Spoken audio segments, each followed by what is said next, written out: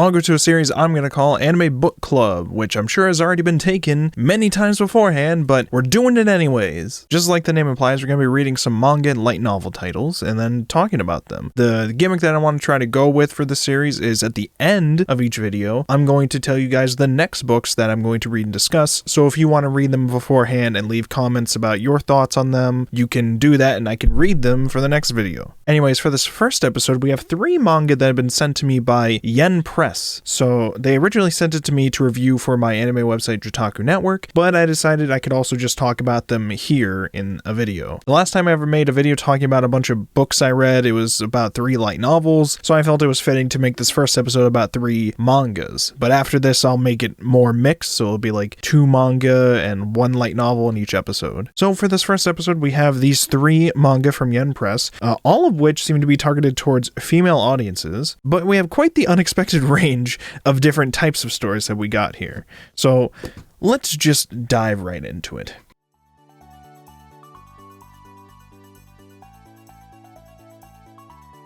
First up is I Don't Know How to Give Birth by Ayami Kazama. It's actually a comedy autobiography about her journey through motherhood and learning about pregnancy and that whole process, because she is, as the title implies, oblivious to how any of it works. This story opens with dreamy days of having a husband and then getting a baby delivered to them by the stork, before smash cutting to her doctor telling her that she's not ovulating. So not only does she not know anything about how pregnancy works, now she has to deal with infertility as well. But she keeps going on with this kind of panicked but optimistic kind of attitude that I vibe with it. And I can't tell you how much more enjoyable this story was that they put her personality and like a lot of her actual quirks inside of this story and didn't just make it kind of like a generic sex ed kind of manga, because it adds a lot more to this. Kazama, starting from zero knowledge, is perfect for making this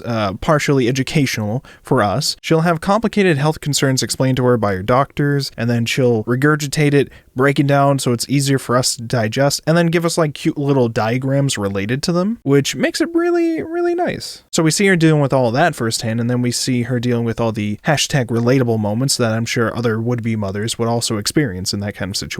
Like I said, this is played off as more of a comedic story about a part of her life, and to add to that, for some reason her character in the story has an arrow sticking out of her head. I'm not sure exactly what that's supposed to be symbolic of off the top of my head. I'm sure if I look it up, I'll probably figure it out. What I think is really interesting about it is just to add to her expressiveness in a lot of the scenes, she'll also have the arrow that's sticking out of her head doing expressions related to as well. Like sometimes the arrow will be all bent if she's panicking about something. Sometimes it will be jumping out of the head. Like the arrow out of her head itself is an extension of her expressions, and I think that's pretty cool. The one thing about Kazama is she's frequently doubting herself throughout the entire journey, which I'm sure a lot of would-be mothers would also go through. You know, general fear of failure, concerns of whether or not they're actually invested enough to have a child yet, general cold feet.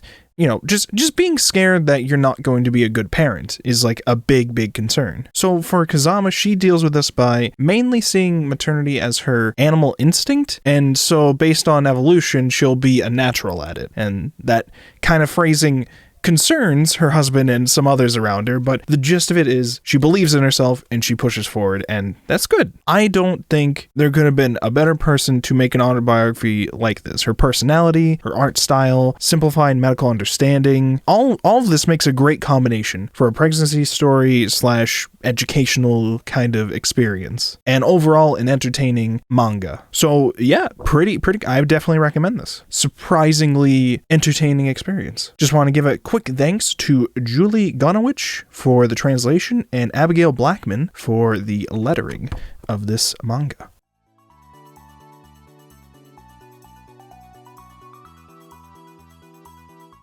Next is I Love You So Much I Hate You by an artist named Uni. This actually does have a parental warning on the cover, because this is a Yuri drama with graphic, intimate scenes. And the story is about these office workers. Sayori is a rising sales rep, and then Ayako is the first female manager in their division. The story mainly deals with their relationship together and the emotional impact it has on both sides of it. First, you have Sayori, who, after they have this romantic fling, immediately falls for Ayako. Like, immediately is like head over heels for her. Ayako, not so much.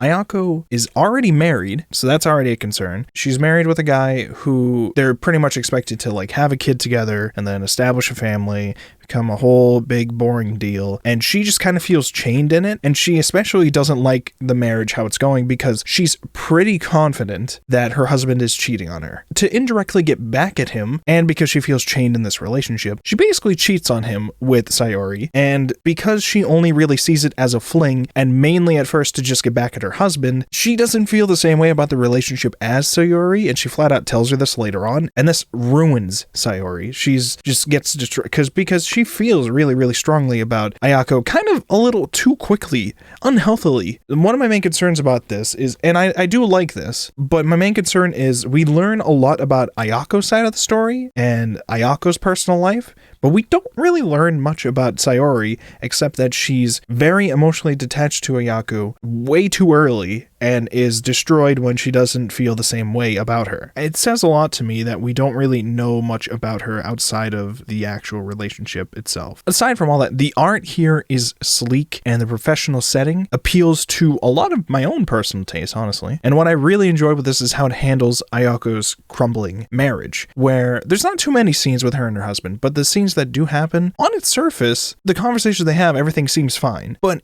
paying attention to it a little bit more, you realize things are falling apart with this relationship. This is a crumbling marriage, even though, like, the conversations seem very mundane and average. You can tell the pieces are in place to where it is falling apart on both ends, yet everything looks fine. Outside of that, there's not much more I can say about the story. The rest is mostly small work like progress that they do. Just becomes an excuse for them to go on business trips together and have a fling again. And then the emotional toll between that. Hiding the affairs, that's the only other concerns that happen with Sayori, but Sayori doesn't seem like she actually cares about hiding it. She doesn't really seem to care about anything except being with Ayako, which makes sense, but she doesn't have anything else going on with her life, which is concerning. The other thing that is unfortunate is the ending feels very sudden, and I'm not going to spoil. Even the spoiler with this isn't even much. The ending's kind of disappointing for me. It feels like this could have been a lot more of the statement. Honestly, I'm not really sure why it's titled I Love You So Much I Hate You. The like hate part of this doesn't really apply to anything. Ayako kind of hates her husband, so I don't know if this is supposed to be all a statement about Ayako's relationship with her husband, but she's not like supposed to be the sole main focus of this story. It's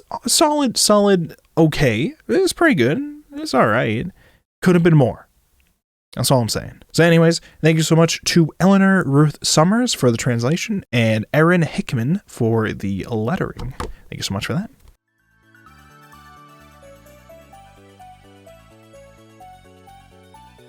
And lastly, we have Fiancée of the Wizard, probably the one I hated the most. This is volume 1 by Masaki Kazuka, with the original story written by Shiori Nakamura and the character design by Keiko Sakano. Obviously by its name, The Fiancée of the Wizard, this is a fantasy romance, but it's also an isekai, because why not? The premise here is the girl here dies, and she's reincarnated in a fantasy world as Filmina via Adina, and fated to marry the hero wizard of the story. I'm gonna see if I pronounce this right.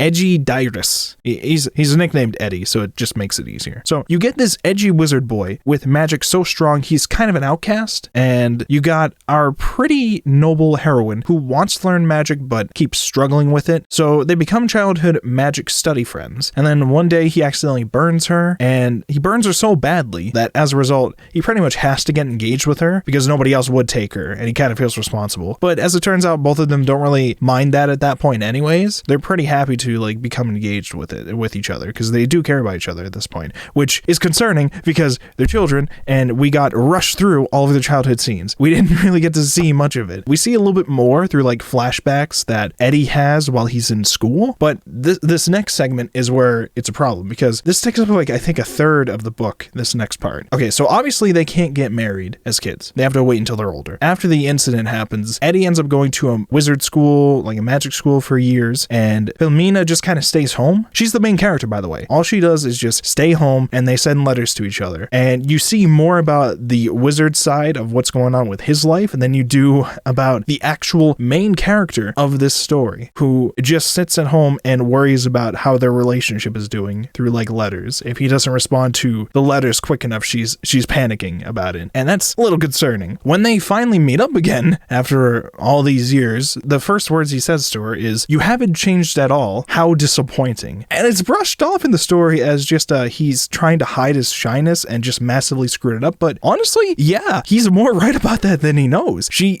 hasn't changed at all. She has done literally nothing for years except think about him. Like, she's supposed to be a protagonist and she doesn't do anything. Filomena is way too dependent on Eddie early on when it's a very distant relationship. And even with his return, he's always busy with work and mostly standoffish towards her anyways. And she's accustomed to dealing with it after a while, and she just accepts the what she thinks is subtle ways that he's showing affection, but really kind of just most of the time he's just a dick to her, and he doesn't really mean it, but he just is. So here's the thing. The art here is decent, and that's about all I can really say positively. Aside from that, there's not much else I can say that's good. Towards the end, we see a rival love interest that looks like in the next chapter going to try to like sway the wizard towards her. That might make something more interesting in the future, but as it stands here, this is just bland. I mean, to me, their relationship, it's portrayed happily, I guess, in their own heads, but it ranges towards feeling like just a bad relationship that they just can't get out of, and then just being an awkward relationship most of the time. I don't know, while it tries really hard to show their attachment with each other, I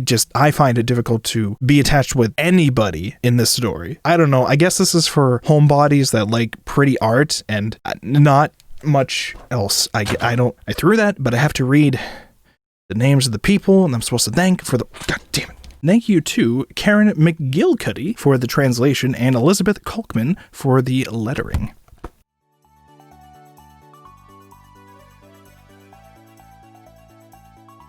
So before we end this video, let's talk quickly about the next books that I'm going to be reading for the next video. And if you want to read them beforehand and leave any discussions, topics, questions, concerns, or thoughts about them in the comments, I will check them out and bring them into the next video. First one we have is the first volume of Real Account. The story is by Okusho and the manga version is by Shizumu Watanabe. I know next to nothing about this. It was just on my shelf of stuff to read, so I grabbed it, and this is just what we're doing. I'm pretty sure this is from like my Anime Boston big bulk purchases. Every year that I go to Anime Boston, I buy like 40 random volume 1s from this like discount kind of place. If you just buy like 40 of them, you get like a cheaper discount, so that's why I do, and I just read them throughout the end of time. Judging by the cover of this, it looks like some kind of social networking like death game, and I can only imagine how that's gonna go. Look, I'm a guy who can get into a good, interesting death game idea, but most of the time they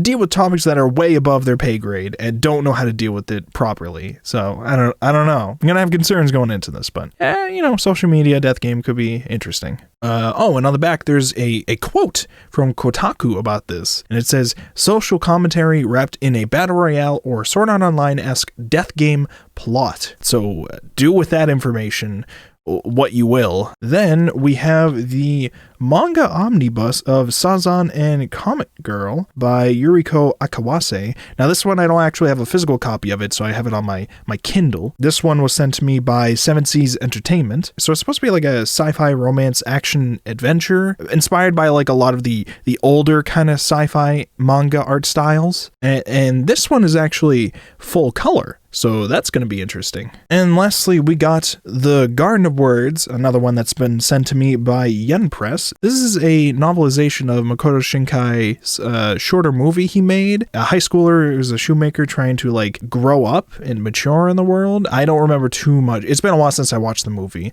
but I remember it being a lot of rain, a lot of sads, and the movie is known as like Makoto Shinkai's like foot fetish movie. So again, do with that information what you will. But I'm really interested to check out the novelization to hear like the internal narrative like perspectives of what's going on within the story as well. So I just remember the film, how it's dealing with like the emotional stuff that the main character is dealing with. I remember resonating with that, so I'm really interested in checking out the novelization of this. So we'll see how it goes. Thank you again to Yen Press for sending me this and for sending me all all of the ones that I checked out this week. So that's all for this episode. Thank you all for watching, and make sure to check out this next round of books ahead of time whenever I decide to actually finish these books and then get this next video out there for you guys to talk about. So feel free to leave comments and reading recommendations as well if you want me to check out anything specific. And, I might check them out. I don't know, maybe. Big shout out to my Patreons as always, and if you liked the video, consider supporting me on there as well. If you don't have any money, you can always subscribe to me here for free, of course. And huge thanks to everybody who has already, because we did hit 1,000 recently. I'm now partnered, which means I may or may not have to start swearing less in the future, but I don't fucking know. Anyways, talk to you guys later.